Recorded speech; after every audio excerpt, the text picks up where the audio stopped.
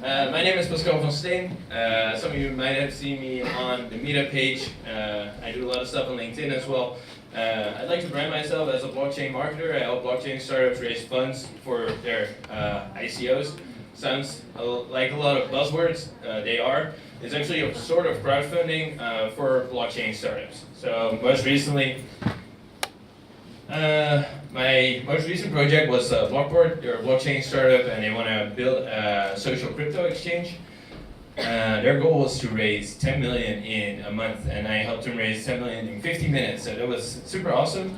And that's what the stuff that I like to do. I also help other crowdfunding projects like Draft the Translator, a pocket translation device that helps translate 80 languages to a language that you do speak.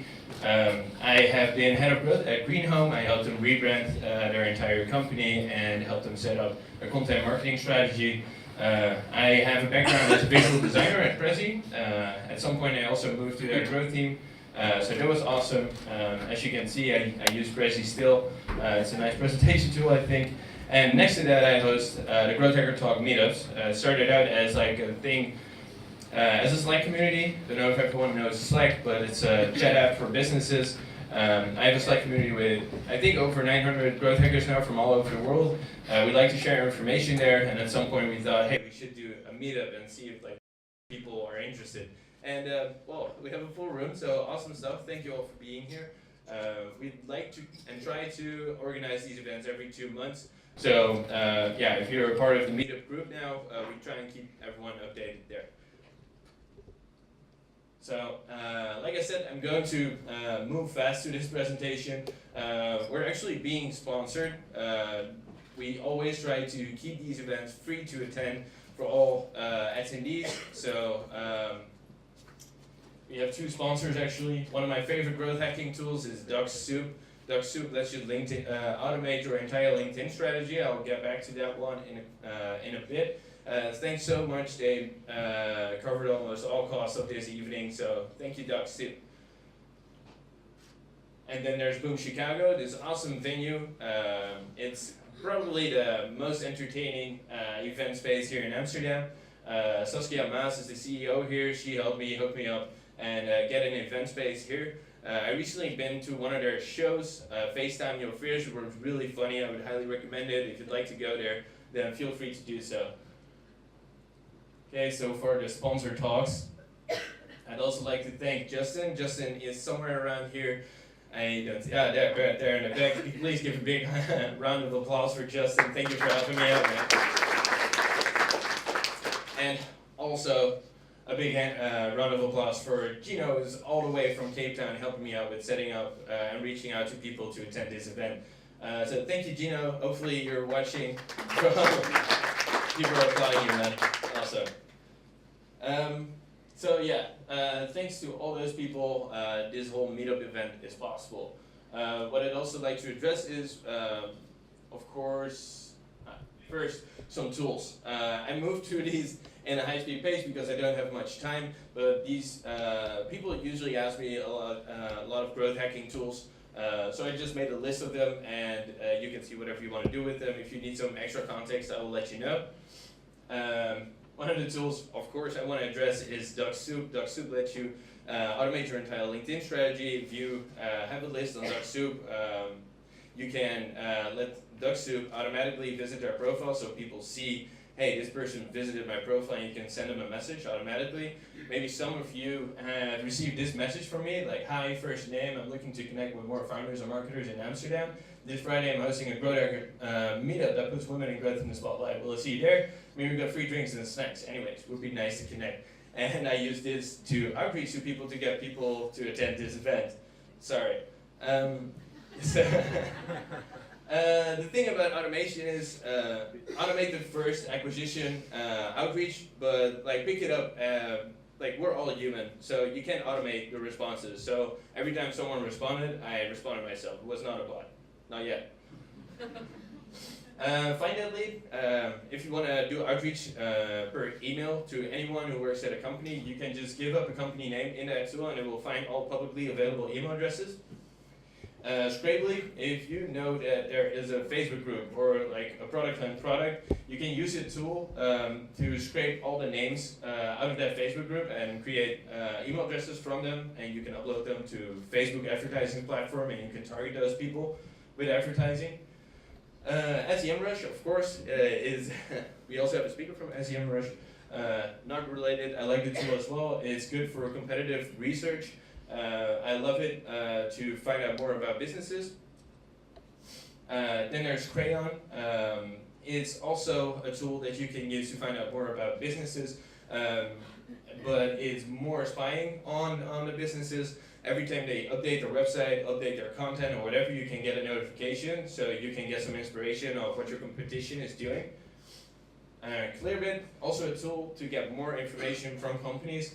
It gives you company sizes, if they've been recently in the news, very useful. Crystal Knows, if you want to do some outreach to someone but you don't know how to communicate with those people, Crystal Knows is a Chrome plugin you can put in your browser and visit a LinkedIn profile or a Facebook profile. If you visit that profile, Crystal Knows uses the text on that profile to give you a personality profile, so you can, and they will give you advice how to communicate with that person. So if you can use long sentences or short sentences, should you use emojis or not. It's kind of creepy, but it works very well in the paid version. They also give you pre-made email templates based on personality profiles, so you don't have to like think anymore. If you think that's too creepy, then there's also Good Sales Emails. They're a directory of sales emails that startups used in their early days, so you can use that for some inspiration. Also, if you're not that good in content writing, this tool Articulo uses artificial intelligence to, the only input you need to give is like 5 or 6 keywords, and it uses artificial intelligence to completely draft up an article up to 600 words. And you don't have to like write anything, only the keywords, and it will draft an article for you. And you have a slider that puts it from uniqueness to grammarly correct. So if it gets more unique, you need to do some more edits. Grammarly corrected will be more standard. Mixmax, it's a nice email add-on. You can also implement it on top of your Gmail. It makes it really easy to schedule meetings. You can share your calendars and people can just select an available time and it will be put in both of your calendars. It's very useful. Then there's Rebump. If you do outreach, especially B2B, sometimes people are slow to respond, so you have to send a reminder. Well, Rebump automates this and they will send reminders until eternity or until they reply. X.AI, it's also a very nice tool. It's your artificial intelligence personal assistant. You don't have to schedule any meetings anymore. Once you introduce someone, X.AI will keep on the conversation, we'll have an actual conversation and find available slots and make an appointment for you with the person you're talking to on email. Jiffy, I don't know if you know it, but it's a very nice directory of very fun GIFs. I always like to use GIFs in my emails to make it a little bit more fun. Lumen 5, I don't know. Yeah, if you want to get more into video marketing or video content creation, but you don't really know how to do it, but you do have a lot of blog posts already, you can just upload your blog posts in here, select the headers in your blog post, and it will automatically find relevant video images, and voila, you have a video with like the headers and video images, and you can upload it. Die With Me is, I thought it was a very fun app. It's a chat app that lets you chat with random strangers who only have a battery percentage under 5%. Oh, yeah. Very nice. And Bitcoin Regret Club, it's been a hot topic right now. Bitcoin Regret Club lets you input how much you have invested in Bitcoin, and it will show you how much money you lost, how much you actually could have bought with the money you invested. It's really nice. Also very confronting. Okay, so those were some of my favorite tools. For the people that like these events, I'd like to invite you to the next edition. I can't give too much information about it, but please keep checking our meetup page. The next edition is going to be on May 11th. More info will be coming soon. I hope to see you all there again. and then to the speakers. I'd like to introduce to you Alina. She is a digital marketing expert at SEMrush and is also a corporate speaker, speaks all around the world on corporate events. Recently spoke at Salon des Entrepreneurs in front of 65,000 people, crazy stuff. Thank you so much for being here. Also, Sylvia, Lorente from Bergen, Henegouwen is a very long last name, shouldn't you say? She is an interim business line manager at Mobile Jazz. Also, thank you very much for being here. She will tell us something about mobile app marketing. She has done it for hundreds, I think, of mobile apps, and she's a total expert in the field. And finally, we have Suzanne Legtenberg, and she's a marketing manager at GoodUp. They recently rebranded from the 1% Club, and GoodUp is, if I recall correctly, a crowdfunding platform for corporates and businesses to stimulate social good. Awesome, got that right. Okay, well, I want to give a big round of applause for all of the speakers. Thank you so much for being here.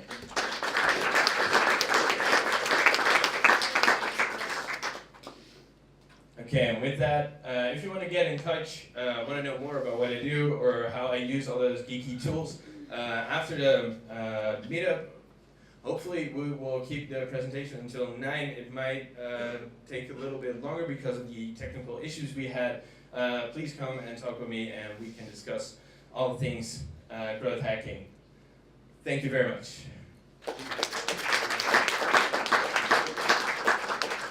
So without further ado, I will also be the event host tonight. The first speaker I'd like to introduce Alina. Welcome, Alina. All right. Thank you. And that's the clicker, right? Yes. I will definitely need my presentation on. Hi everyone, how do you say in Dutch? Good evening. Goedendag? Goedendag. Oh, well, okay, I'm sorry. I will definitely practice it after all. Good evening everyone. Happy to be here. Thank you Pascal for the nice introduction and let's get started. So before actually we get started, topic of today, emotional marketing strategies for content and social media. How many of you have a company here? Oh wow, nice, nice. Who is working in marketing? Ooh, that's good. He's planning to open his own company. Okay, congrats. And who is having the blog or is a content creator? Congrats, guys, that's all for you. So without further ado, I'm gonna get started. This is our today agenda.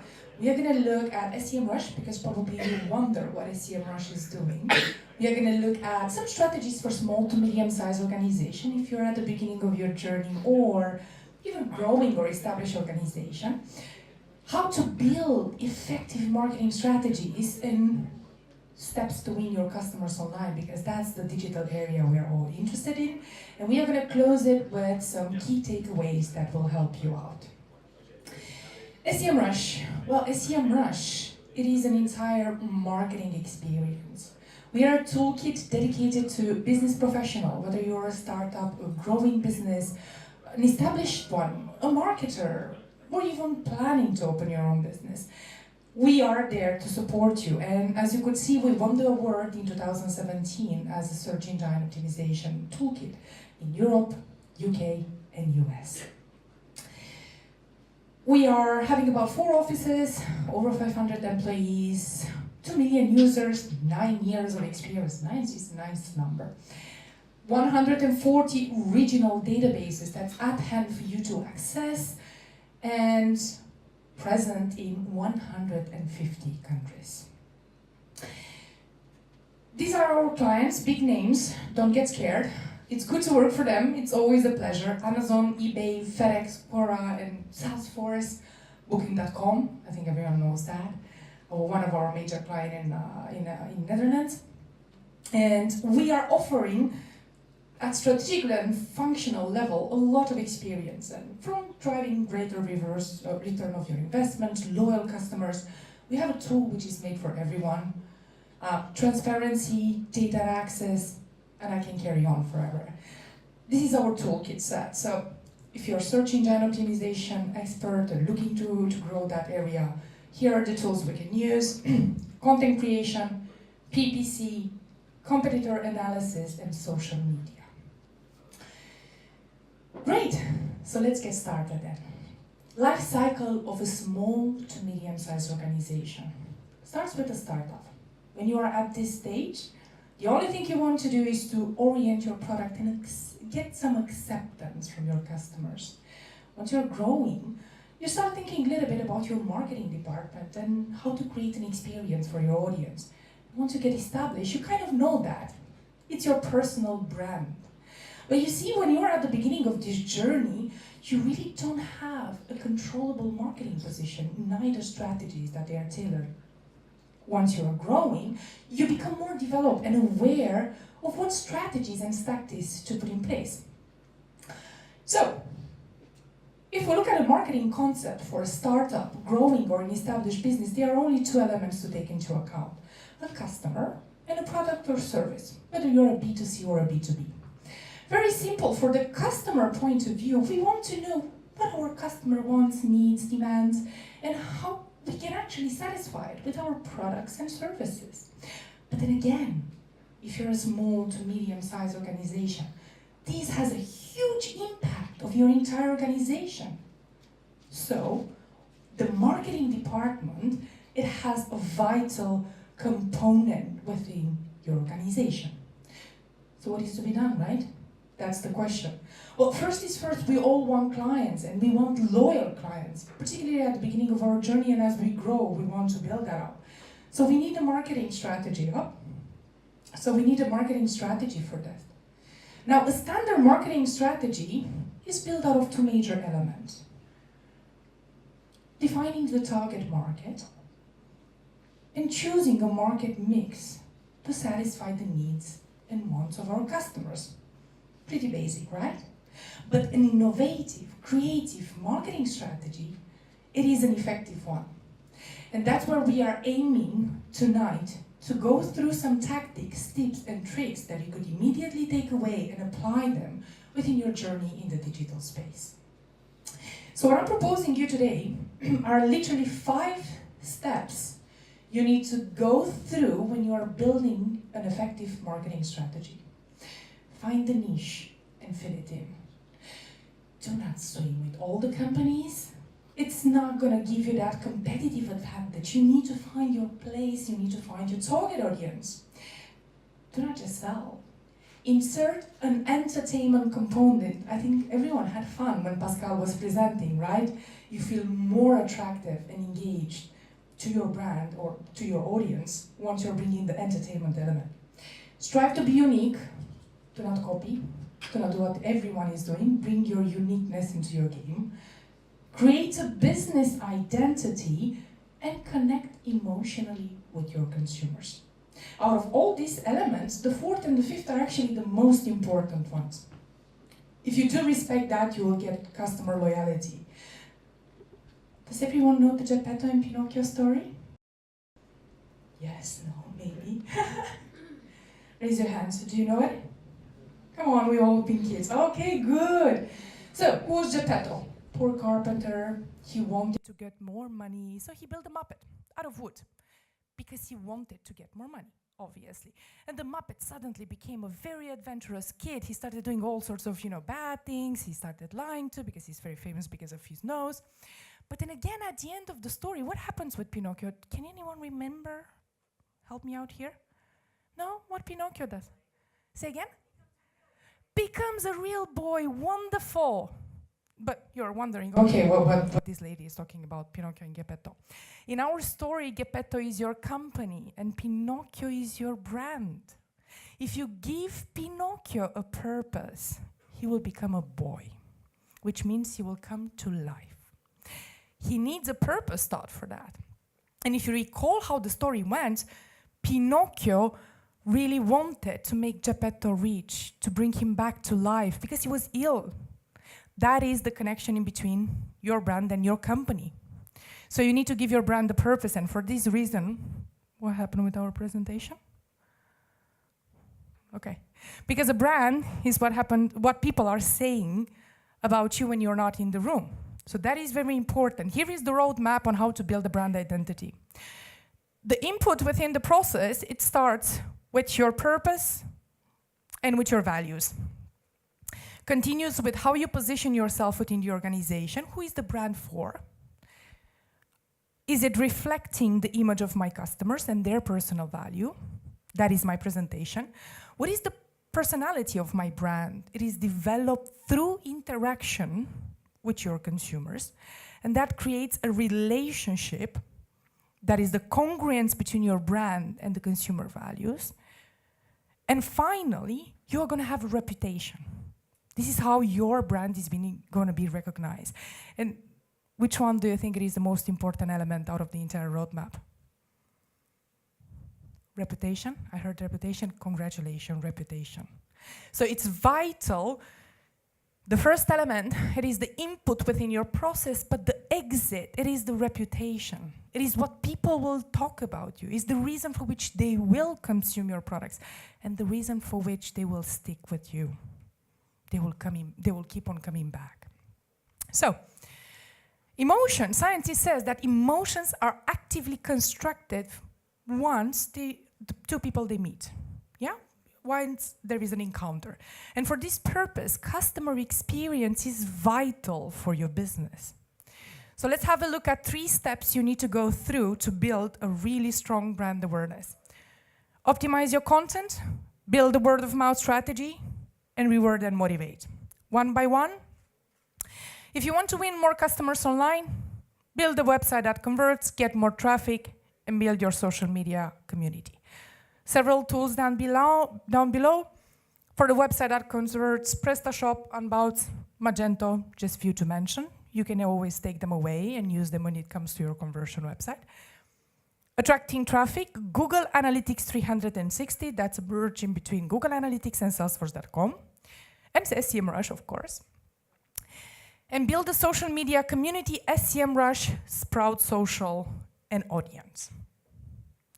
Strategies, provide content, create a word-of-mouth strategy, and reward and motivate. And if you use the AIDA model, which is attention, interest, desire, and action, the traditional one used in sales, in direct marketing, any other models in the business world, that's how it's going to get to you back. The reward and the motivation. You need blogs, publication, videos, tweets. You need to use Google rating, your own website rating, and you need to use a loyalty program or what's your opinion program.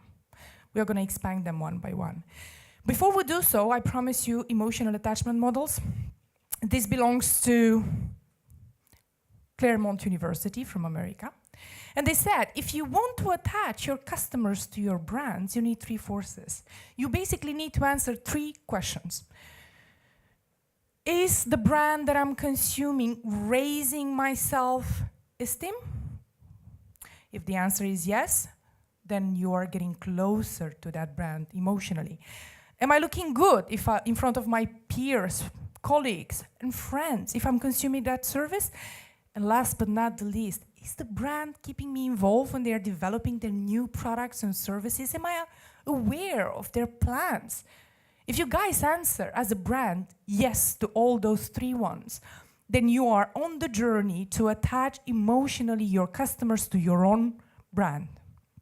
Second model, it belongs to Queen's University, and they study about 8,000 articles from famous magazines in US. And they discovered the reason for which people were so attached to read those magazines is because the article were containing some particular emotional keywords: affection, connection, and passion. And because of that, people were loyal to the brand and price premium. Does you know what that means? Customers, they were willing to pay more money for the same service or product because they loved it. So obviously, this is the set of the emotions with the valences. They're from 1 to 100. Those are the closest valences that they've been identified as emotional triggers for the consumers. You can take them away and start inserting them within your content creation. And the third model belongs to Hallmark Channel Television. They're as well from America, and they said, if you want to build customer loyalty, you need to have 5 forces. 2 belongs to traditional marketing, money and the product. Is the product affordable? Do we have discounts here and there? If yes, that's fine. Product, is it convenient? Can be usable? Is it answering my basic needs? Thumbs up, yes. But the other three elements, experience, equity, and energy, they call them carrying index. And they said, for the experience point of view, is it nice to interact with you as a brand, as an organization? Do you have a fast sales process? When I'm reaching out to you for my customer support, are you answering my queries in a very fast manner? Are you professional with me? And are you respecting me? If yes, that's how they won the attention. Equity, do you share my values? Energy, do you respect my time? I'm busy just like anyone else. So if you as an organization respect my time and you prove that to me, then you won my heart. So, effective content has about 5 characteristics. Attracts users, so it's definitely relevant for them, as well contains emotional keywords. Exhibit expertise, so start writing on some publications that are within your area of expertise and position you among those professionals that people will always recognize. It's credible, so use data and research. It is accessible, it's made for smartphone, PC, tablet, and is educational. Literally, it gives a chance for the people to learn something new. And here are some examples. Those are infographic that attracts. Everyone knows the how to craft post, yeah? Okay. And then they're accessible for tablet and PC. You can go ahead and have emotional headlines for your videos, for tweets, and whatever you want to do. It's a very easy and short piece of content to consume. You can use content that engages rather than sells, like blogs, webinars, and videos. Content that influence decisions, white papers, ebooks, online forums, and social media engagement. Tools that you can go ahead to use. Answer the public. It is free for everyone. You enter online. I use Haircut as an example. And you'll get a huge amount of topics that you could always create on your blog, on tweet, and so on and so forth. Or you can use topic research tool from SEMrush. This is the shape and form it comes in. I checked in emotions in content creation, so it appears in the shape of a flower or card. You get a lot of ideas. Yeah? You know about it, good. So you get a lot of ideas on what else you need to write about, what your consumers are asking about that particular topic. New topics, topics popularity estimation, and it's answering your queries. If you do have already content on your website or on your blog and is already on social media, go ahead and audit it. We have a tool that analyzes your content, and it's going to definitely tell you different types of queries and answers you could get, and how relevant a certain topic can be for your target audience. Or go ahead and involve your audience in creating this post. How common it is for people to take a photo with a Starbucks coffee, right? Nobody actually does that. Audience is making publicity or advertising, free advertising for the brand. But if you're not Starbucks, what you're gonna do? Simple as that, get your hashtag, your company hashtag, your personal brand hashtag, show to your user how to use them, hold the photo contest and publish the results on your website. Give them some small little prizes or products to test or a free trial of your service. They will talk about it in exchange. Build a word-of-mouth strategy. This is the findings of recent studies of 2017.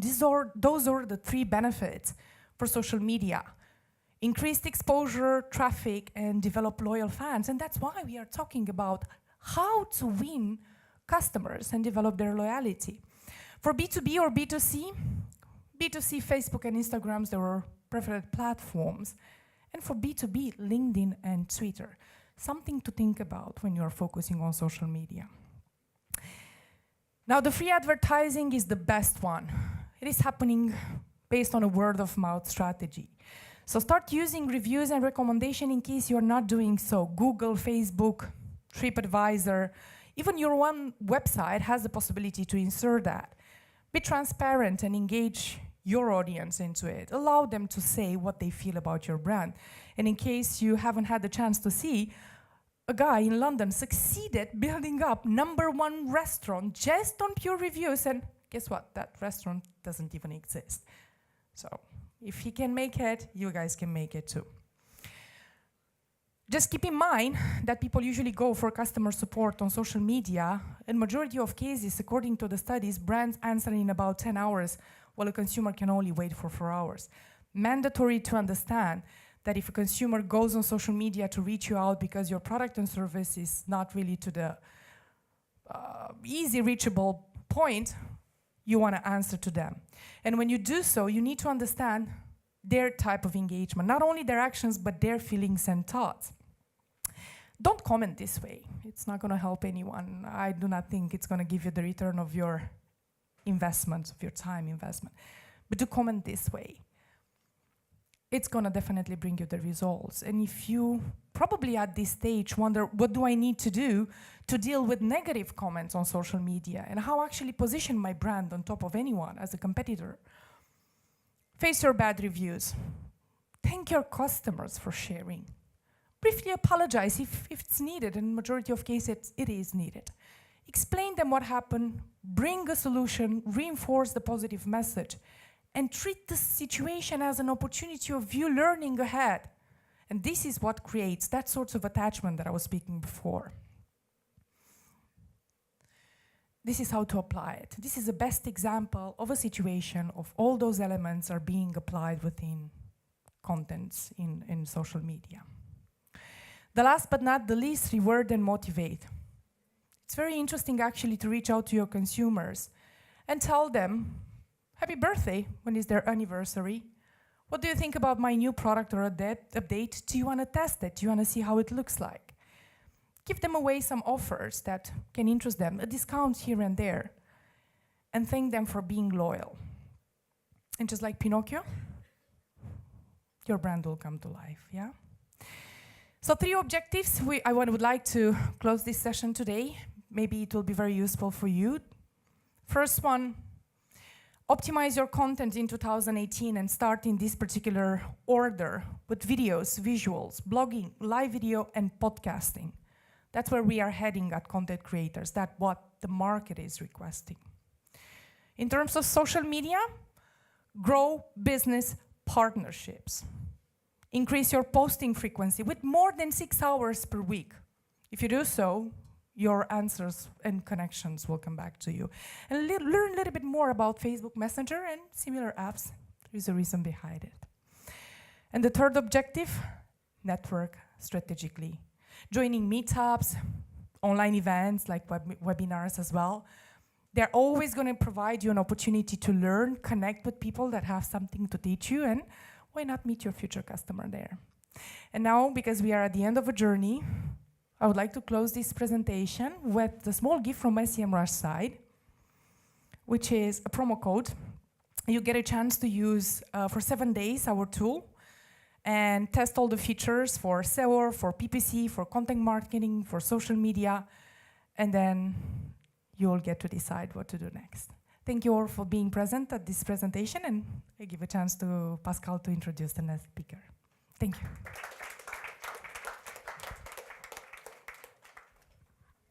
Okay, thank you, Alina, for your presentation. It was very inspiring. There will be room for questions. Thank you. There will be room for questions after all the presentations. We'll do a fireside chat. All the speakers will come to the stage, and you can address your questions or concerns then. Without further ado, I would like to introduce Sylvia. Sorry. Sylvia, big round of applause for Sylvia, please.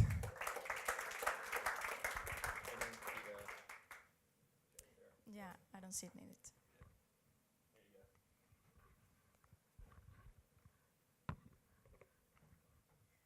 Okie dokie.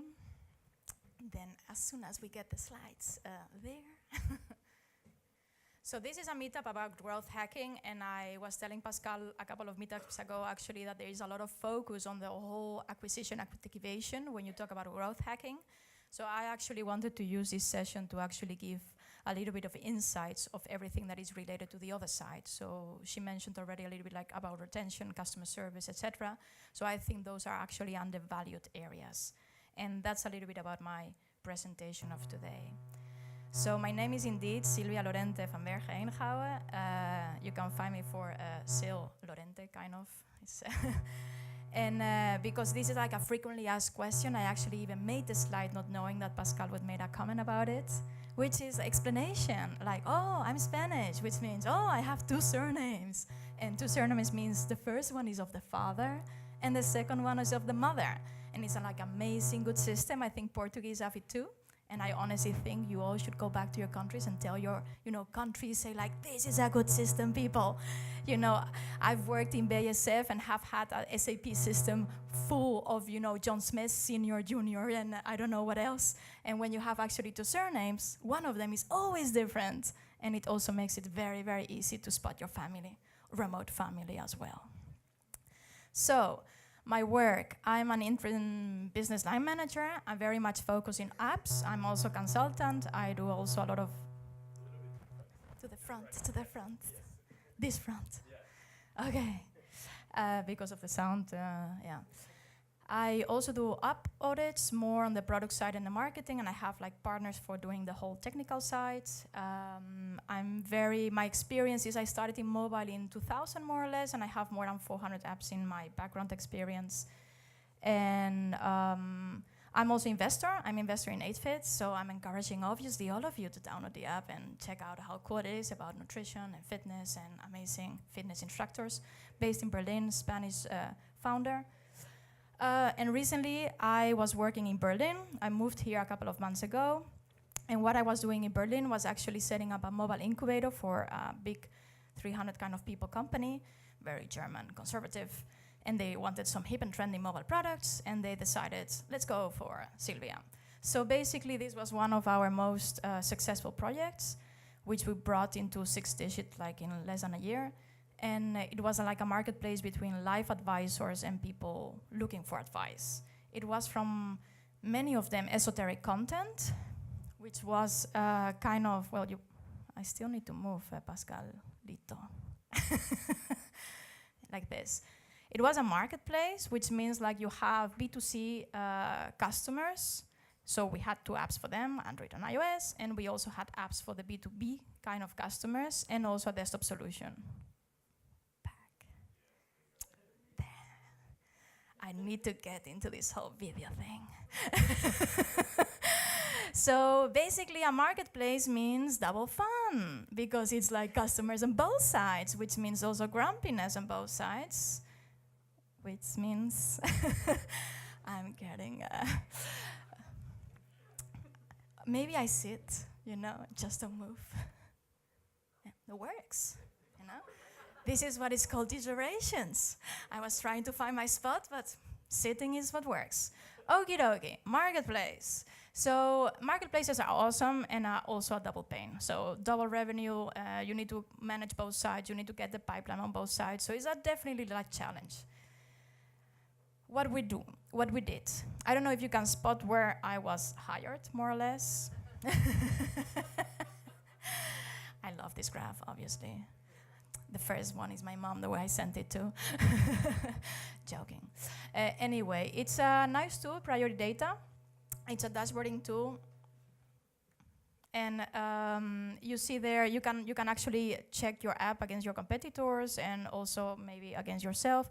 We have there in this graphic like the Android app and the iOS app, and then you see the revenue. Why I put the revenue? Because when you are a growth hacker, at the end of the day, there's only one thing that matters. How much money are you bringing in?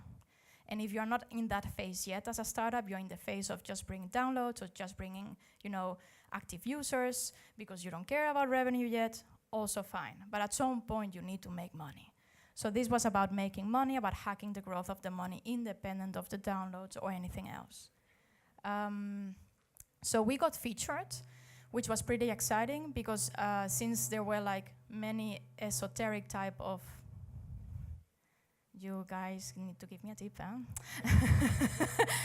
I don't know, why didn't you get this background alien sounds? It's like somebody's growth hijacking my presentation. Yeah. Not really, no? The staff tells me not. So basically we got featured. We had so there were a lot of these life advisors that were esoteric. So I told my board I can get this baby to grow, but I won't get you featured.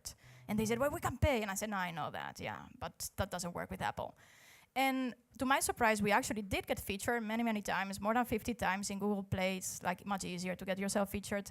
But here we were, for example, in Brazil, and here in Mexico, and that was really successful. So if we go back to a Wikipedia definition, love Wikipedia, I donate money to this as well. Growth hacking is about experimenting. And it's about experimenting, across obviously your marketing channels, which is what we already always talking about, but it's also about growth hacking, about product development, sales segments, and any other area that could potentially actually bring you revenue. So at the end, it's about finding out what are the most efficient ways to, grow your business, and usually involving always technology in some way. So we will focus now in this presentation on the orange part, which we are in the Netherlands, no? So let's focus on orange. This was the organizational chart when I started in this Berlin team, no? So I was a business line manager, awesome, and because you get into a big company, you can actually use the resources of the other people, which is kind of nice because, my profits loss kind of statement was much nicer than if I have to build the whole thing from scratch. So I could use their customer service department and the business intelligence team, the finance team, and the human resources, which already speeds you up quite fast. Then I had my marketing people, design people, and the B2B, which were this onboarding of these advisors in the platform. Then the development was outsourced with the QA as well, because that was supposed to be cheaper and faster. Wrong. So then I got to use this customer service department. I thought, amazing. I didn't know anything about customer service, only what I experienced myself. Yesterday I tried for the first time at Greenwheels, and I called the help desk, and they definitely should listen to your presentation because... Anyway, not sure I'm using that anymore. But I got to use all these amazing people, a call center, they're super trained, 15 years. They were trained on dealing with grumpy people like me, the car doesn't open. I want to get to Amsterdam right now. But anyway, so I thought I'm, having a good day. So I get to access all these people. But what happened actually? My average download started to go up. This is average, because this in reality looks like Bitcoin kind of index thing. When there's a big bug, then suddenly everyone is mailing. But this is on average. And your average customer support tickets start increasing in kind of the same ratio. So I thought, this is killing my revenue, I'm going to have to hire and use all these customer service people, and they are going to charge it back to me in my department. So how on earth am I going to promise, give them this double-digit growth month over month to this board that they wanted, no? So I was thinking, I actually want my line to be like this, I'm building a digital product. I don't have physical products. I don't have a physical shop. Why do I need so much human interaction? I don't want human interaction. It's average human interaction tickets, please, let's keep it low. So how do we get these curves asynchronous? So that was a challenge that we had, no? And coming from there, we thought, okay, why does a customer seek contact? Why do they seek for this human contact? That's so annoying, no? You have your app and you can do all your things. Why you start calling or mailing? Because they are confused, They are also unhappy, or they are having an issue. And curiously enough, you would be surprised about the amount of people that spend time contacting customer service because they're happy. I didn't know that. I thought, actually, there's a relevant percentage of people saying awesome, I love your app, I love your people, I love this advisor, can you tell her she's amazing, she saved my day. And you are we need to, process all these things, It's that's a lot of resources. It's happy people, can you not put a star or something, put a review, but don't send us emails, please. But all of this, was the value of all those insights we were actually getting, the value of all those interactions, for better and for worse, were actually, I think they are undervalued. When you work in the startup world at the beginning of the road, the CEO is the one doing customer service. And at some point, all these cool startups, and I'm talking to a lot of them lately, is oh, customer service outsource. customer service, I don't know, like some low kind of foreigners that just came to Amsterdam doing that. And they forget that actually it was those interactions that keep you, your feet on the ground. Those interactions were interactions that actually were giving you the knowledge in some way. So I love this framework. I don't know if you know it, but it's like a KPI metrics kind of framework. It's the R framework. It's the pirate metrics framework. And it's not only like a KPI structure, it's also like, in my mind, a way of thinking, a way of managing. So it's about acquisition, activation, retention, referral, and revenue.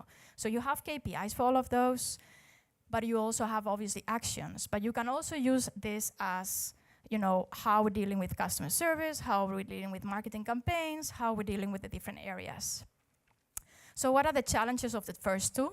Well, your digital marketing strategy is pretty much those first. Like how do we get even people in? And the detection of the broken moments. So broken moments are, for me, for example, an ad that links to the wrong app, which happens. An app that actually has a design that is, completely unrelated to whatever app you're doing, which happens as well. An app that is telling you buy these shoes and then you enter the shop and then there's no deep linking. Deep linking is kind of tough to implement and it takes a while. So if those marketeers start doing deep linking kind of ads, then you mess with the consumer completely. So usually those Facebook advertisements have very low ROI. So maybe they get you a lot of clicks, but they are just not worth to make it for the money right now. And the challenges of the R's is like the whole holistic CRM. And CRM is not only in the app. CRM is also like from email to the app, from outside to the app, from QR code to the app, or everything around it. The customer service, because it's also about interactions, and what is your pricing and value propositions. So through all of those, you can actually impact these areas. So the way you structure your team, the KPIs that actually you are tracking, will define your focus. So the first thing that I do when I talk to any startup is like, what's your organigram and what's your KPIs?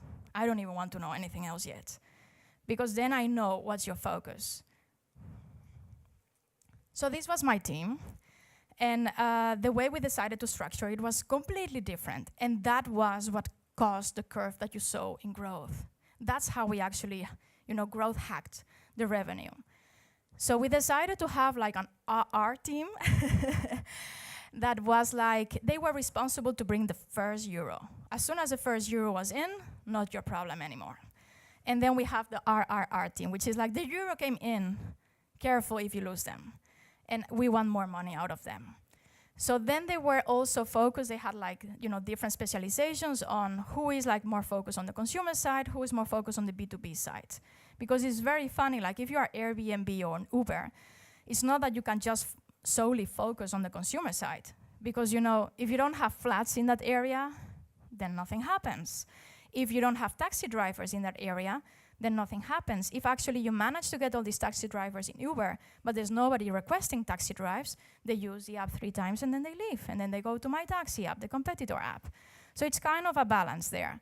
Then we had the design department and the development. And one thing that we decided to do differently, which is kind of weird, but it definitely helped us in this first growth stage, was everyone was doing customer service. So we decided like, we are going to do like Zappos. Customer service will be done by everyone. And it will help us, in figuring out how to make more money from this business. And QA, also everyone, including me. Actually, I was doing both. Sometimes symbolically, not too many, but I actually was showing to the team like, I'm doing them too, because I need to touch base too. I need to know my customer. I need to also test the app. I need to do all these things as well because, I'm losing touch with the business. So we are going to focus on some of the things that we did on those in case they help you.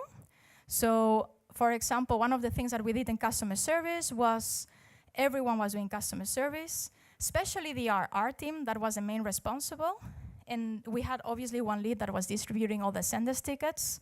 But basically the AAR team, why were they doing customer service? Because you need to talk the language of your customers. So through all these customer emails, they were getting a glimpse on what is the language, what are the keywords, what is the way they address what are some of the, the trends that we see in which services or no services are actually more hyped. So then the acquisition team, we started to get ideas, like we are missing revenue because we are not addressing this side. The RR team, obviously, they wanted to retain. So they were the ones, most interested in the whole thing. And they would create CRM campaigns only for people that interacted with customer service. They would also, promote referral. And we decided that there was not a single email, unless big exceptions, that would not go out without an upselling proposition. And the first week we tried this, like the whole team was like, this is not possible. Like people are grumping. How can you then sell something? And then, for example, we had like people complaining, maybe there was one advisor that gave a very bad advice, so you would get these emails saying like, this advisor is like terrible, terrible, I want my money back, this is horrible, horrible. And then the email would be like, that is weird. Yeah, he usually has good ratings, and I actually can see that the advice is really bad. Why don't you try actually, I give you like maybe a free question to actually try this other advisor that is actually, you see already in there that it fits better this person, and then you come back to me. If you're still unhappy, then I give you back your money. So you delay one click, the money back, which always helps. The funnel goes also the other side. If people need to put too much effort to ask the money back, they don't ask it. But also we started to see that people were actually buying. So people were not interested in grumping. People were interested in getting a service they wanted. So then it was very easy to make more revenue out of them. The design team was getting all the design-related emails, which for them was an amazing opportunity to actually get user testing input and get also a list of users that were willing to test the next beta releases. So for the users, for the designers, this was an amazing opportunity to actually get to talk to real people on a frequently basis. And the development team, it's amazing when you start involving developers in customer tickets, because they hate it. Like they really, really hate it. So suddenly they become like ultra efficient.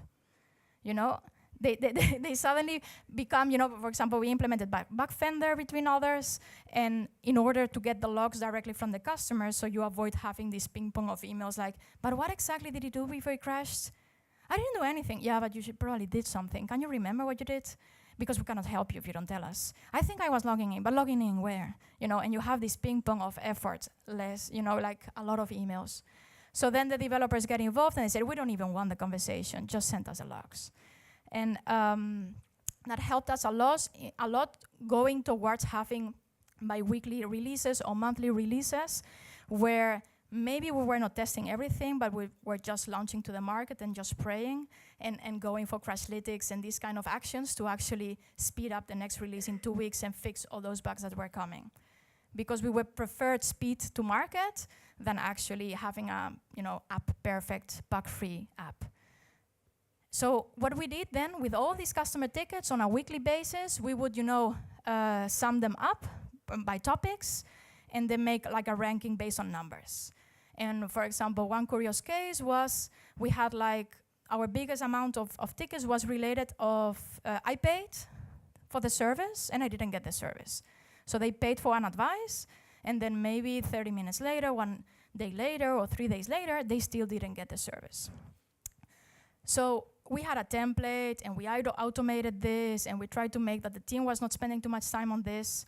But at some point we also realized this is a huge feature request.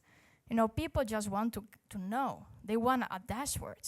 I paid, you guys know I paid, and you guys know also that this advisor didn't give me my advice. Maybe I can change advisor, or maybe I can get back my money in a different way. So we started iterating on solutions like that. And the other thing we would do, it was impact ranking, which is like, maybe we didn't get too many tickets of those in Zendesk, but they were killing our revenue. So maybe there were tickets related to payments, or maybe tickets related to, like very nasty thingies, and we definitely didn't want those to get higher. So we would use a combination of those two to actually decide what would go in the next iteration. So what are some examples specific? We started getting a lot of emails of the people saying like, I love this advisor, can you give them like, tell them that they are the best? And we were like, we really don't want these emails anymore. So we started creating like little symbols, for actually sharing, and telling the advisor, you are a star. Your communication totally, worked. I liked it. I liked your advice. Thank you so much. And then we also took the chance to A/B test if actually people wanted to send love to other users that had the same question as you, because we wanted to encourage them to actually go through the public questions and see, do I have that question too? Maybe I want to ask that question too. So we were, A/B testing on different levels the same needs and trying different implementations to see what was stuck, and what was not. In this case, for example, one funny thing and one funny anecdote was suddenly we gave all these users a free way to actually say thank you. But what we saw in some of the markets, especially Switzerland, for example, is they were paying €3 to tell this advisor, thank you so much. We're paying €3 to just say thank you. So that suddenly we gave them a free way. So we were focused on revenue.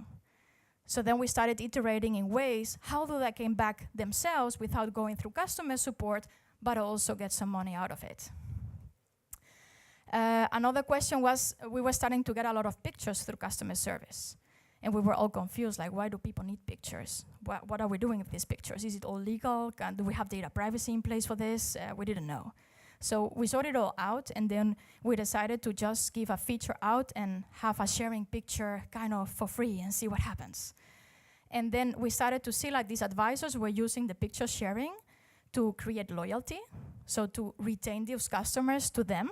So we thought, oh, that's kind of nice, actually, that they do that.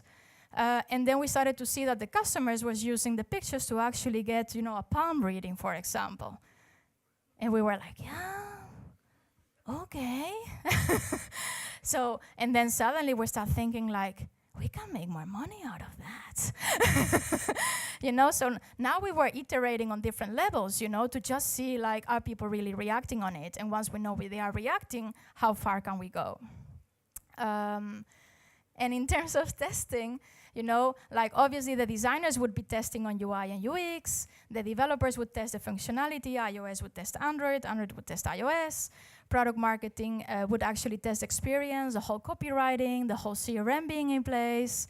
And also what happened, we would also do pizza sessions the whole day because it would be such a effort to test the whole thing, was that the developers would be a little bit competitive, iOS and Android, like I found your bags. Our team had less.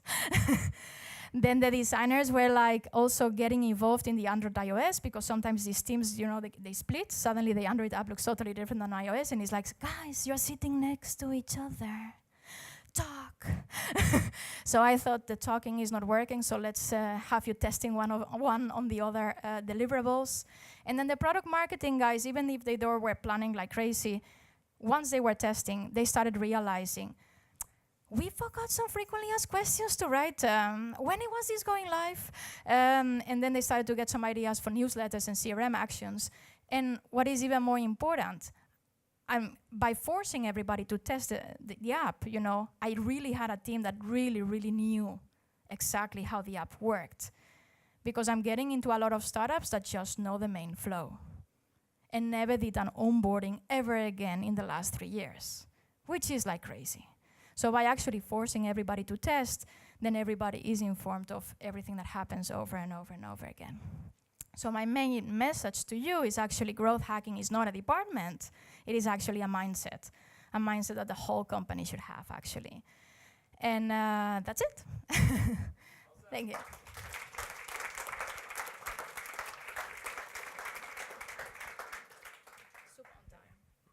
Awesome. Okay, well, thank you, Sylvia. I definitely agree. Don't forget about your customer. It's very important to focus and keep personal conversations going. It's important for retention and for people to keep appreciating your product. So thanks for telling a story about that. I very much appreciate it. I would like to implement a short break.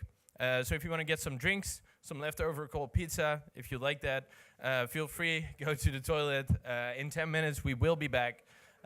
So yeah, thank you.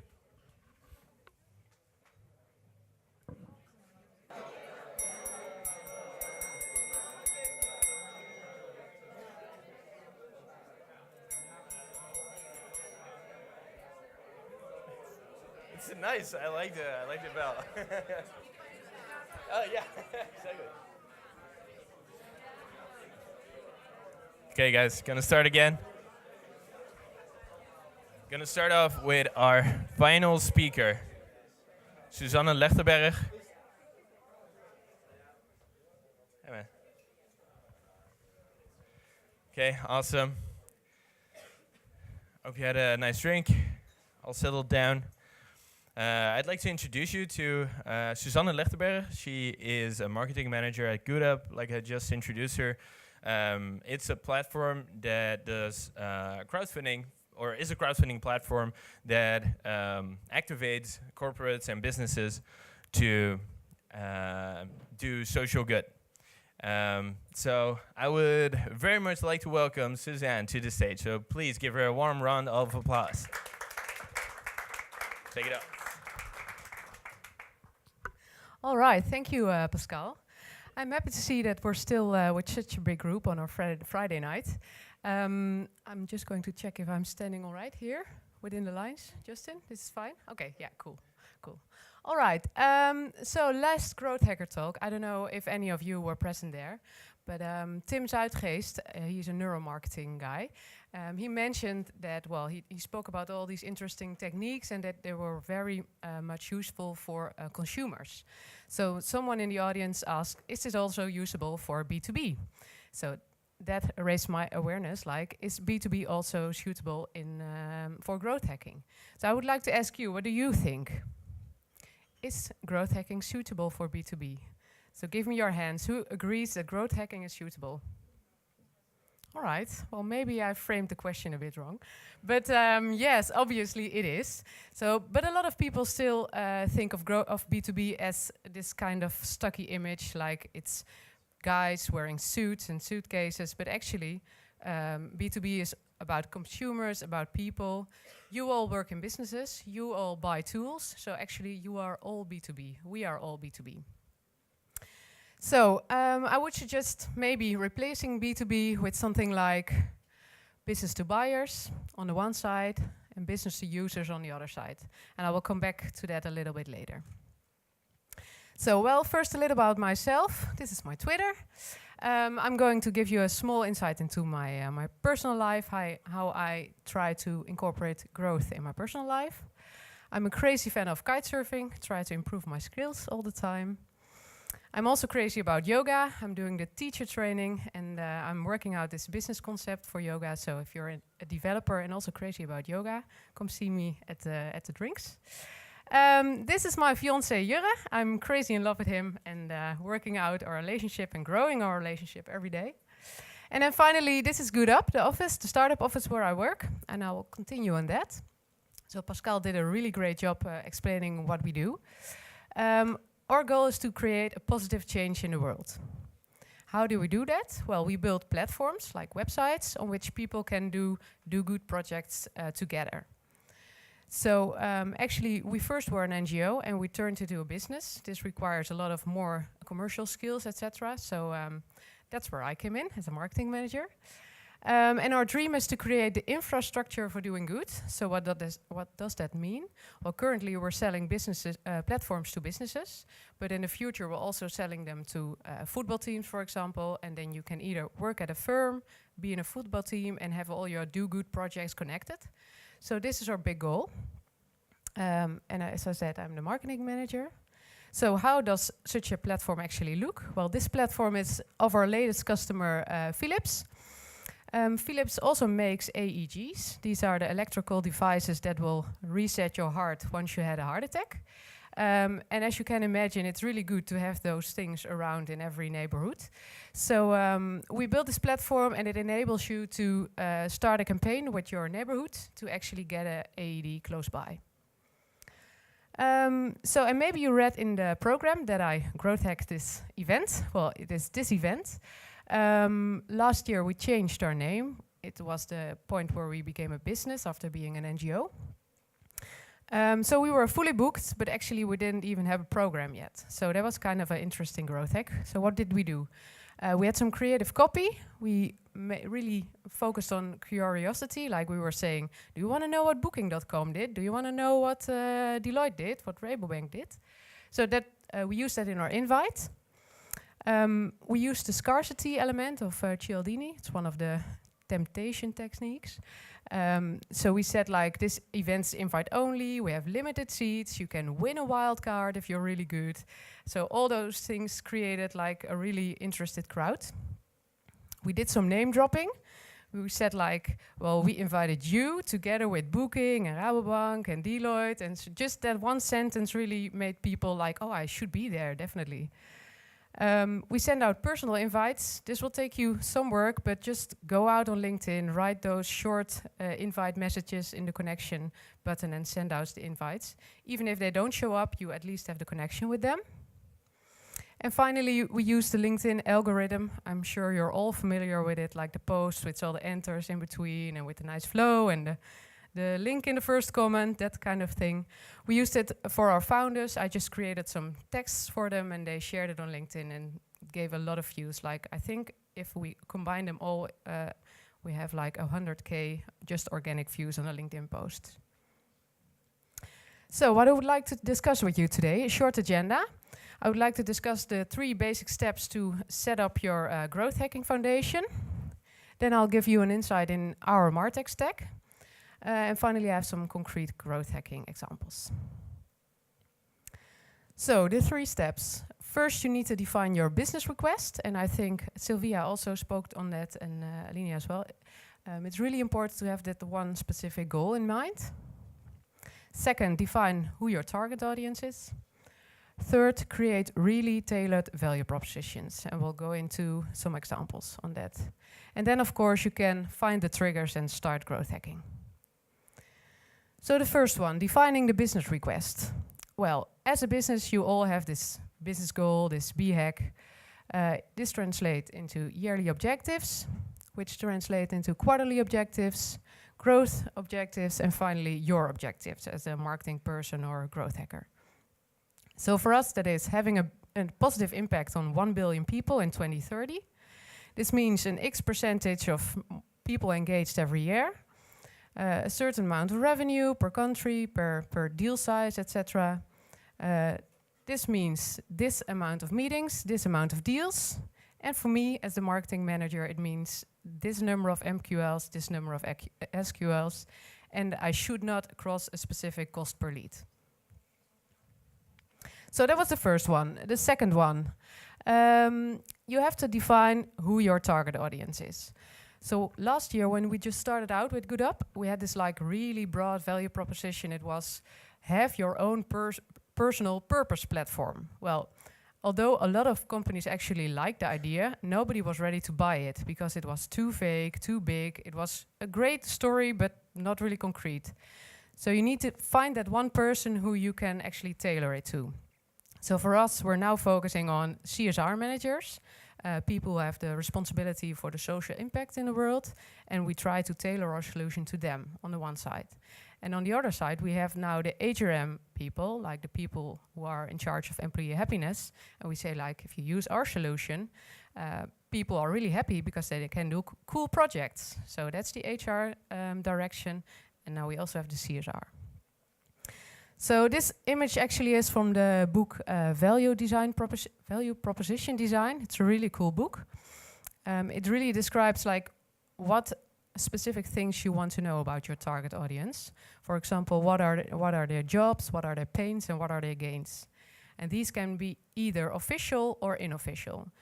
So for example, the CSR managers, we see a lot of burnout rates in CSR managers because they have a really tough job. A lot of people they don't have influence, they don't get money, people don't listen to them, so they feel really unhappy in their jobs, but they are intrinsically motivated to change the world. So we help them. We say like, hey, with this tool, you get your agenda freed up, it's really cool, it will make you happy, it will give you an audience within your company. So those are the triggers that really speak to them. So find those pains, both in work and in private life. And this is a model which I just learned in a sales training at our office. It will really help you in your sales process. So there are four roles to be defined in a sales process. When you're making a deal, you need to find out who is the user buyer. So who's the one person that will be using our tool? And that is the person you should really focus specific, features on. And then you have the economic buyer. This is the person that sets like the final signature, like we are going to have this tool. Then you have the coach. That could be someone you personally know who has introduced you to the company. And then finally, you have the technical buyer. And this is the guy who needs to check, like, does it work with IT? Can we get a solution? Is it like privacy approved and everything? So all of those roles you need to address in your sales funnel. And for all of them, define like what is their impact in the entire sales funnel, and also how happy are they? Do they like your product? Do they like you as a person? So these things matter in your sales process. All right, so the final step in this three-step approach, the tailored value proposition. Well, on the right side you see like this person, the customer, and on the left side you have this product, which is a kind of gift, which contains gain creators and also pain relievers. So I always like to use like the simplified version of this, which states need, promise, proof. So you need to have these three things in your value proposition. And how does it work? Well, we're going to look at the banana. Imagine yourself being a banana salesman. How can you sell your banana to different audiences? So on the right, you see this fit girl, and we're going to sell this banana to her. So her need could be, I want to have a healthy snack. Your promise would be, we provide you with the nicest, healthiest snack. And the proof would be, our bananas are rich in fibers, calcium, and easy to take with on the go. So this is one way to sell your banana. And then another one is you could be selling bananas to a baker who wants to make a nice cake. So you could say, we enable you to make this really delicious cake with banana flavor. And your proof, obviously, you get the picture. Use our bananas as the perfect basis for our cake. For your cake, they provide the best structure and taste. And the final one, you just need to think out of the box sometimes.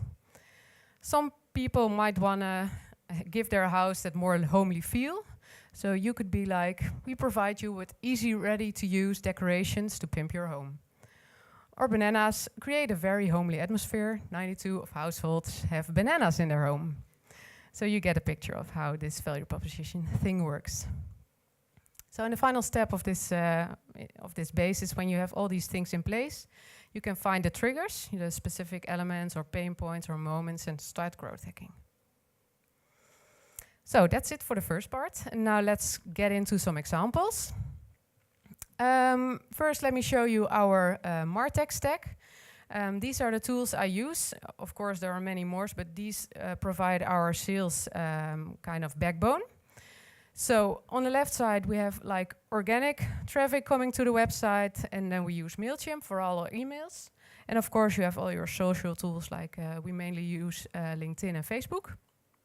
People get to the website, like all kinds of campaigns, and finally they arrive at your website. Then we use a tool called Lead Feeder, which I'll just zoom in so you can have a better look. But actually it recognizes people either on their company level or on a personal level. And you can shoot actions directly to your sales team, like, whoa, this guy from, Prezi came to our website, go check out his details and reach out. Then we have Pipedrive, which is a really awesome tool to get like your sales funnel completely mapped out. It also functions as a CRM, and it will also provide you, it's a great way to make sales predictions, because for each deal that you enter, you say like, well, I expect this deal to be like 50K, but probably it might fail, so I set it to 60% success rate, and all the calculations will be made. And finally, we do all this, the signaling into Slack. So when a new lead or a new action arrives, we immediately know it. And this gives you a little bit of more insight into Lead Feeder. So these are the companies that visited our website. On the right, I see immediately like this company has 750 employees. I see their industry. I see exactly who this person is actually. I see it on a personal level. They came out of the newsletter. These are all the pages they visited. And then finally, I can just, in Pipedrive, set out new actions for them to follow up. All right, let's get into some more tools. LinkedIn Helper. I don't know. Who of you know LinkedIn Helper already? Only 1, 2 hands? All right, that's a bit little. Pascal, disappointed. Yeah, good. So this is really an amazing tool because it's a plugin for your browser. You can download it. And for example, Paul Polman, the CEO of Unilever, he really posts a lot of stuff about CSR and everything. So it's really interesting to see for us which people like his posts. So when you have downloaded a tool, you'll actually on your personal LinkedIn get like these links like add likers to LinkedIn Helper and also add commentaries to LinkedIn Helper. So it will just scrape all the people out of the post and you can put them in a specific box and go and target them. So that's one really cool thing for LinkedIn. And then the other one is like, there are many scraping tools available.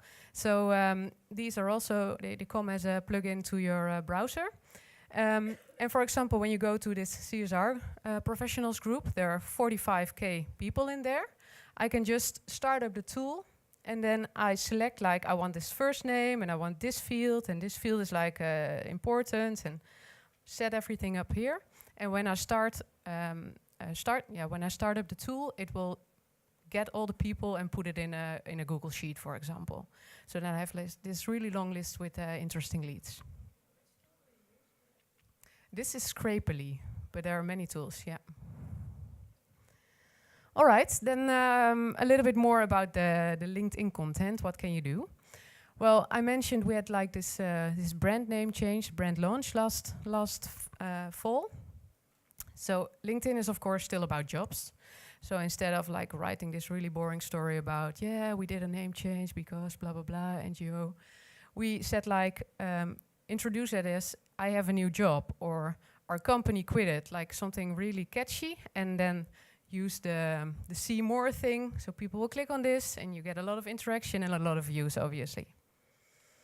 And also another thing that I did on LinkedIn for our employees is like, you either have like this HRM people, or the finance people, or the developers. They all have a different network. Like developers probably have a lot of developers in the network. So they want their title to be specific and to be something about them, not like the marketing manager tells you to write this in your LinkedIn title. No, it should be personal, because people provide you with their LinkedIn audience. So yeah, you have to, I don't know, honor that or something. So for example, for our founders, I made like LinkedIn titles more about the future and purpose and more high level. And for one of the girls who always says like #hoedan, I don't know if anyone knows it, but I said for her like taking your CSR to the next level, #hoedan. That really resonates with her, and she was eager to use it, so that works. So try to think along with your people.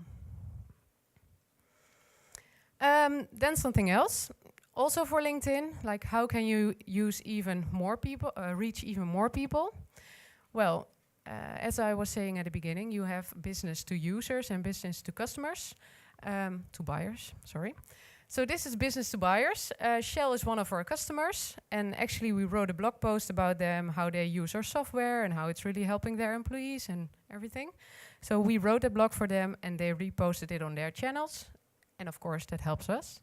And on the right, you see a movie of an employee of Deloitte who really has a touchy story about how he helped autistic people get a new job and everything. So, and they also tagged us in it. So that really gave us a lot of, well, positive, how do you call it? Publicity as well. And then try to get airtime. Of course, you want to be out there also on the offline events. So what we do, we try to get our founders on stages as often as we can. This is Anna, one of our founders, and she really dove into the purpose theme, and it made her really an expert on the topic. So just find your expertise and build it out. Give it away for free also. So she gets to go on stages for free or even be paid for it. So that really helps us. And then another thing, like these days, there are a lot of tools for automatic lead generation. Probably you know it, you might have heard it, might have used it already. we started using the LinkedIn lead generator. That works actually pretty well. So this is the like the advertisement people will see, and when they click on the download, it already fills in their personal email address on which they signed in to LinkedIn. So that way, yeah, you just get leads coming in via LinkedIn straight away. And then another example. Well, as I was saying, like you have a specific target audience. It also means some people you will not want to target. So for example, we are now focusing on businesses, but we are not focusing on cities and, I don't know, provincies in Dutch. I don't know the English word. Yes, thanks. But actually we found this partner, it's called For Je Buurt, and they know a lot of cities that want to have a platform as well. So they are selling our software to many different cities like Utrecht and Ghent and Venlo. They all have their own platform now running on our software, but they do the front end, they do the customer service, so that really is an interesting business model. And my final tip for you, this one is from my previous job where I was a consultant. I created this content curation blog, so just gathering all kinds of interesting articles, write a summary about it and post it online. And for this blog I experimented with some tooling, and this is Web Push. I don't know if you know it, but sometimes in the browser you get this pop-up like, do you want to allow this website to send you updates? And if they click allow, you will have reach into their browser. So you can start campaigns or just send a push like, hey, we got this new blog, or we want to know what you feel, or do you like to know more about this? And well, it's really an interesting, I think, undervalued way of doing marketing. That was it already. So let me just recap. GoodUp is a really cool startup. You've learned that. B2B could be seen as B2 users and B2 buyers. We've discussed 3 steps for successful growth hacking basis: the business goals, the target audience, the tailored value propositions. You've seen our MarTech stack, lead feeder, Pipedrive, and Slack. We've discussed some concrete cases. All of these, actually. Yeah. And of course, I have a quote as well. We all had quotes, so that's really cool. My quote is, don't go through life, but crow through life. So thank you all very much. If you want to reach me, you can reach me on this email address or connect on LinkedIn. I really like that. So thanks for your attention.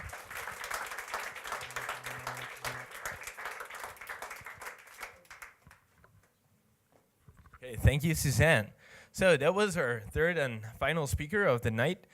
I would like to do a small fireside chat, so I would like to propose and suggest that all speakers come to the stage and take a seat on these very unequal objects here, so we can do a round of questions. So are there any questions in the audience?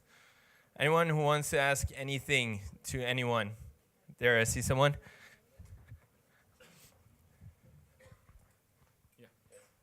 Hi. I think it's for Sylvia. I think the second one. We have a third target group which is growing steadily, but it's quite small still. And I'm wondering, okay, how can we attract more from that target audience without losing focus on the first and the second one?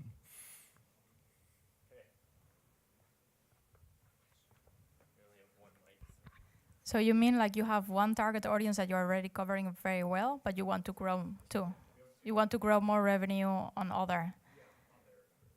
And you know that because you already saw that in your different segments, the cohorts are not amazing for those.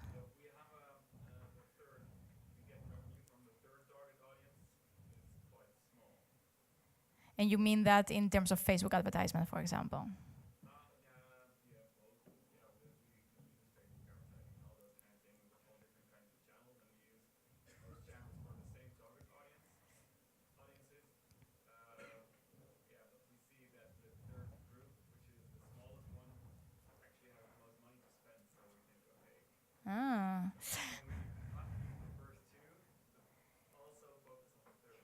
But what do you mean leave? Leave in terms of acquisition marketing or leave in terms of product roadmap? More on the tone of voice. Oh. Like we, for example, we have one person specializing on PR, one on performance marketing, one on social media, those kind of things. But if the woman from, or if my colleague from PR focuses more on the third one, yeah, she will have less attention for the first and the second. Yeah, that's definitely a resource challenge. Like we had a similar issue in the sense of we started discovering that our type of users in the platform were similar to the gym users. So you have the guys that go every day, you have the guys that go once a week, you have the guys that sign up and never go, you have the guys that actually manage to get 2 days a week. So you started to see all these different people, and if you see in the gym also, the trainer needs to approach them differently. Because obviously if you go there every day, the tone is like a little bit different. And if you go once a month, then it's like, hey, so happy to see you. 50 euros a month that you're paying. So what happens, I think, is you need to define, so if you're really growth hacking, you need to think like how much money more. So if she's going to really, or he going to put time in them, you know, what is the potential revenue you may get? And what is the potential sales that you're doing? Because, for example, if you go back to the gym example, the guys that are signing up and never coming, those are conscious buyers. So when you're addressing the CRM or the emails or even the advertisement, you don't need to tell them they can get thinner or they can get, you know, six-pack or whatever. It's like these people actually want to feel they're actually kind of doing something about it, but they won't have time anyway. But you want to get that cash in.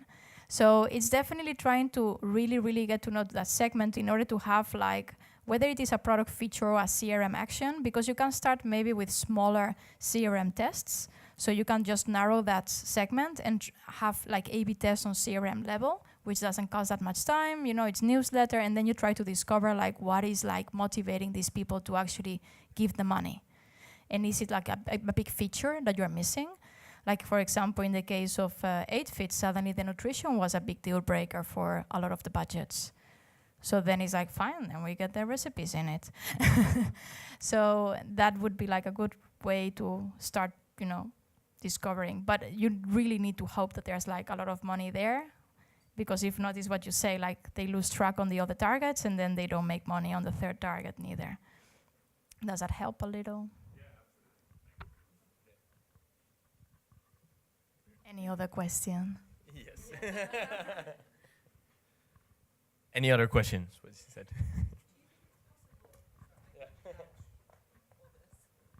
Do you think it's possible to growth hack within like a really big brand? How would you quantify goodwill and brand loyalty? Who are you? Okay. Yeah. Anyone wants to address this question?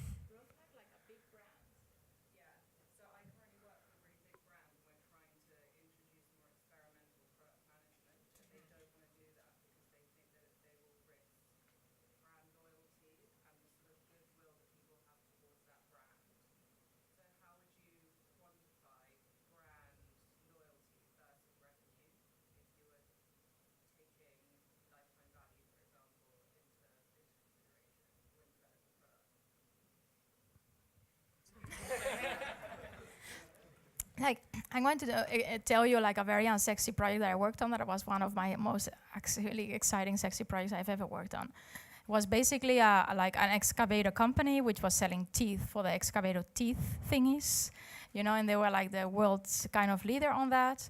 And they were basically building like a manufacturing company next to it to double the manufacturing.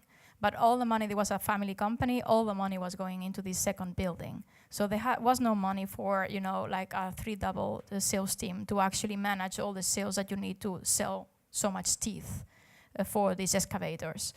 And they built, for example, like an iPad application as like a growth hack in the sense of instead of going for a pull strategy of marketing, like trying to find all these excavator people in Ukraine, Russia, and everywhere in the world, like to sell them teeth for the excavators, they actually also generate some pull requests coming from them. And there was like this configurator and this automated kind of contract deal maker. So they were trying to reduce the contract signature from like maybe 3 months to maybe like 2 or 3 or 6 days. So in this case, like there was like, for example, no branding because it was like a B2B app and the branding risk was like not exposed to the whole world. But growth hacking does mean that you are trying to grow something. So if you're not trying to grow revenue, then these managers of your big company are like, okay, they're trying to be cool, but they don't have clear objectives. Or if you're trying to grow like influencers or followers or something like that, so you don't have to growth hack revenue, then I think there are like 1,000 different ways, to, like you have already. No, actually, I like what you said, because here is where the difference comes in. If you growth hack revenue, then you can apply different methodology. But if you are growth hacking clients' loyalty or winning more clients online, that is as well a growth hacking methodology. And if it comes for a big B2B corporate, let's just say level, you could always do that through a blog. And I think that's, or through content creation, or through a video, or through slide decks, or webinars, or free educational piece of content that is always going to bring you more clients, and loyalty is going to grow. So it depends on the purpose and the objective. And if that's not defined, then you will definitely not have a growth hacking methodology. Does it answer your question? Cool. Any more questions? Okay. I am curious about the testing example you used, or at least you told that developers, PO, designer, everybody's testing the product. How did you realize that, first of all, because they do have to take their day off of developing, and how did it start? And then, how did you make them the bevindingen, their findings? What did you do with that? And did they systematically write them down, or then what? Anyone? Yeah, so basically I discovered that because the first, when you saw this graph of revenue, they were burning like around 70,000 euros in performance marketing. So I stopped it first because I thought like ROI was 0. So I'm like, why are we burning money in this? Nobody's clicking on it, nobody's paying. And then the first actually part of the curve was purely copywriting. We reviewed the app from upside down, and we realized that the copywriting was just not helping anyone. So the first growth was just changing texts, which honestly was also the only thing that the developers allowed us at that time. They said like, well, we don't have time. And we said, well, copies, send us an Excel, and we changed the copies. And that's what we did. So at that point, I realized nobody has been testing this thing fully ever. The graph starts in 2014. So it's like every time a new feature is implemented, they're only testing that feature, but that's it, and then the rest stays. So what I would do is I would first make it like fun, like organize a pizza day, move everyone physically from their computer, because if not, it's impossible to make them stop, and get some competition against the teams. So we were focusing on markets in different languages. So we had the Spanish market, Portuguese market, English market, German market. So then you have all the people that speak that language, in little groups physically to test the app in that language.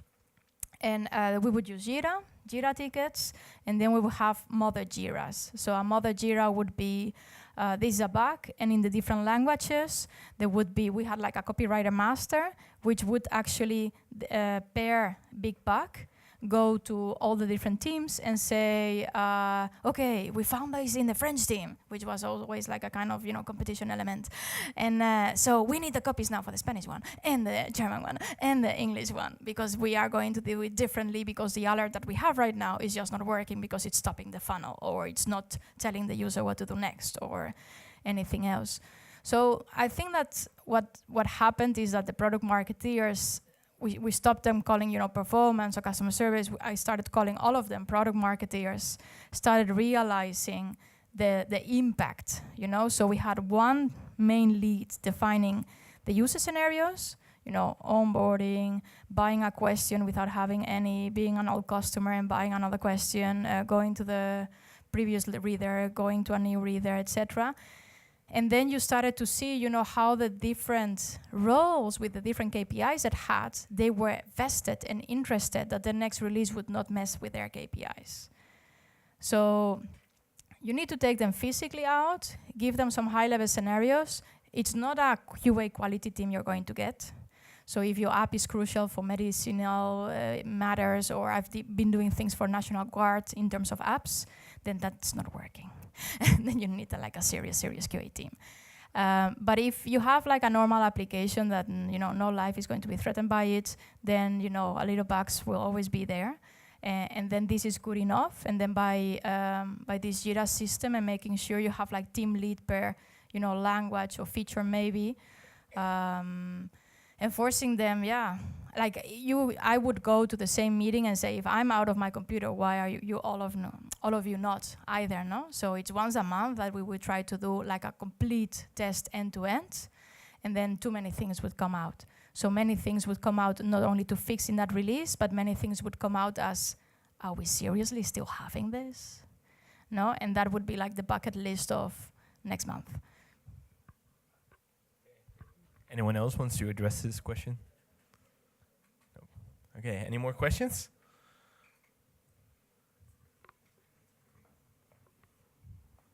So I have a question about targeting.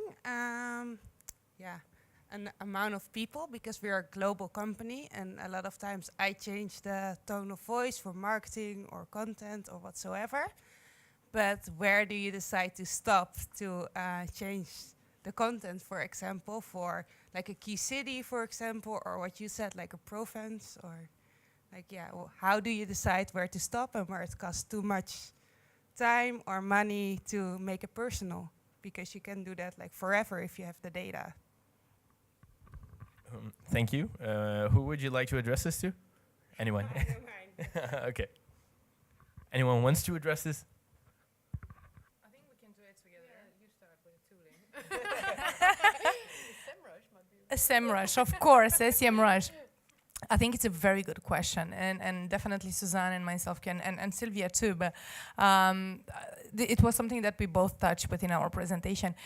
I think you need to bear in mind that personalization of the content, it's mandatory for the customer experience. And as we are moving towards Generation Z, which is the generation born with a hand in the phone, that wants content that speaks only to themselves, you really need to get personal.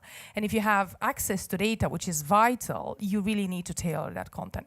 And you can do it easily. There were lots of tools presented within our presentation as well by Pascal on how you could get that piece of content out of the door ready and personalized. You can use SEMrush as well to find out what sorts of topics. But it's mandatory, and I don't think it is about a question mark about when do we stop. I think we should always get it into the practice of doing it without stopping.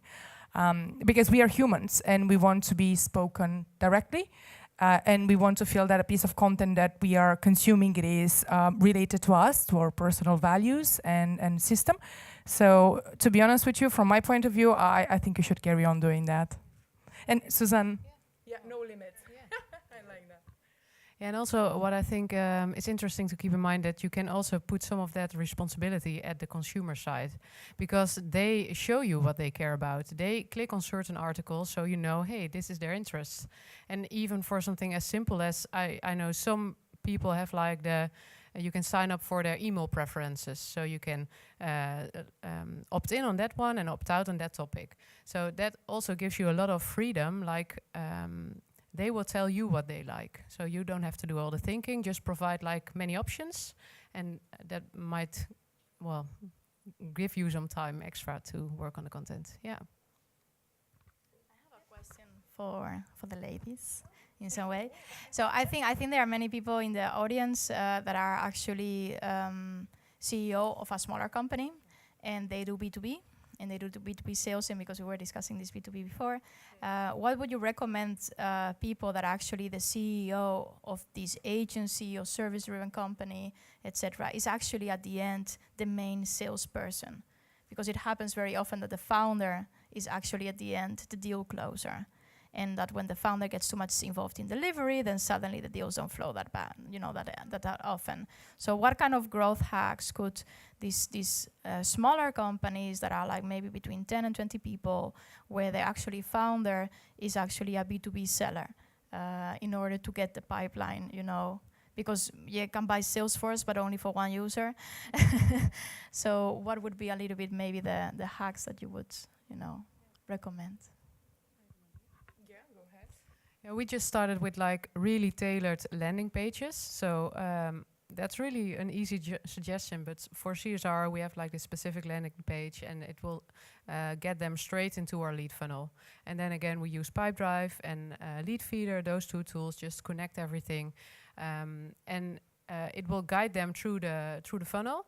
And also we set up some marketing automation. So when a person shows an interest in, for example, downloaded our CSR cheat sheet, we will just continuously feed them with information. And once they're like warm enough, a lead, then we can continue with the sales conversation. Yeah. So it doesn't cost much, just use some of the basic tools. Yeah. Just to add here, because that's what a very good example, a call to action is mandatory on your website, because we spoke about website that converts. It's very important to have a website that it's tailored for such lead generation. And call to action, landing page that's properly arranged and tailored and optimized, it's going to lead you to a faster result. Okay, Pascal? Okay, thank you. Any more questions out of the audience? Okay, then let's call it a day. Thank you so much for all of your time and sharing your knowledge. And thanks everyone for attending.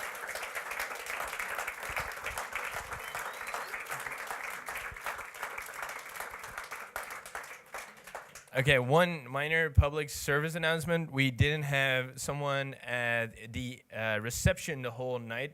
So not everyone has this wristband. We need green wristbands. We will continue drinks downstairs. In 15 minutes.